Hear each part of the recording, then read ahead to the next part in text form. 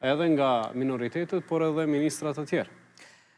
Spari se nuk duhet hynë në emra të përveçshëm, po si koncept... Por mund të hynë, sepse janë ministra. Po, si koncept, ky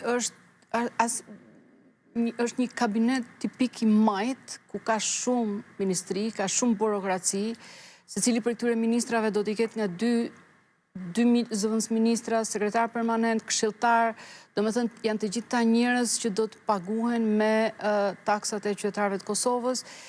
Ajo që shoh është që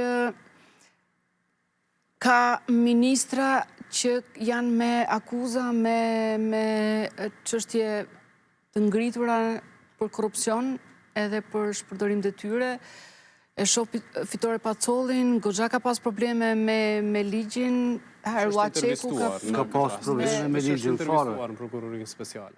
Mjafton edhe sikur të ngrihet një pikë pyetje, do duhet edhe vetë zoti Kurti është ftuar për të dëshmuar si pjesë e një skeme të tillë dhe ka refuzuar me u paraqit në arsyetimin se janë të ngritura politikisht këto akuza. Në fundit juve nuk jeni prokuror, zoti Kurti, ju jeni kryeministër dhe do duhet jepni shembullin absolut personal për të ngritur besimin tek institucioni prokurorisë, gjykatat e tjerë.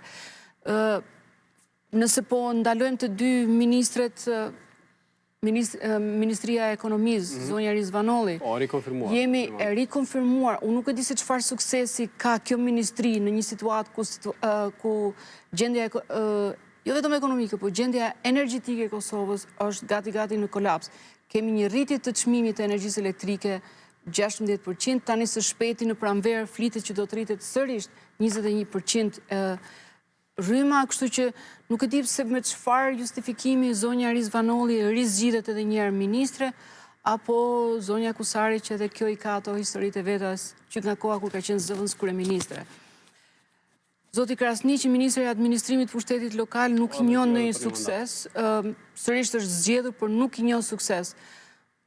Do kisha dashur të shikoja Saranda Bugujevcin të shkëlqej, por problemi që kam me shumicën e këtyre emrave është që këta, përveç të qenurit politikan, pra që kanë hyrë në politikë nëpërmjet vetëvendosjes, domethënë nga të bërit opozitë në rrugë, janë bë ministra apo zëvendës kryeministra dhe kryeministra, këta nuk kanë punu asnjë ditë në jetën e tyre. Në kuptimin e nuk e kanë një profesion të mirëfillt që të kenë punu dhe të kenë kriju një bagazh, një eksperiencë të caktuar profesionale, që ajo pas edhe janë ndihmon. Kanë karrierë profesionale, nuk kanë karrierë profesionale. Pjesëtar të kabinetit Kurti. Shumica e tyre nuk kanë. Me këta që njohën nuk... Dhe ç'a i bie kjo? Dhe i bie që janë absolutisht mjaft mediokër në sidomos këta që hynë për herë të parë si ministra. Hynë me një shkallë të lartë mediokriteti për të drejtuar sektor mjaft të rëndësishëm të zhvillimit politik, prosperitetit të Kosovës. Okej.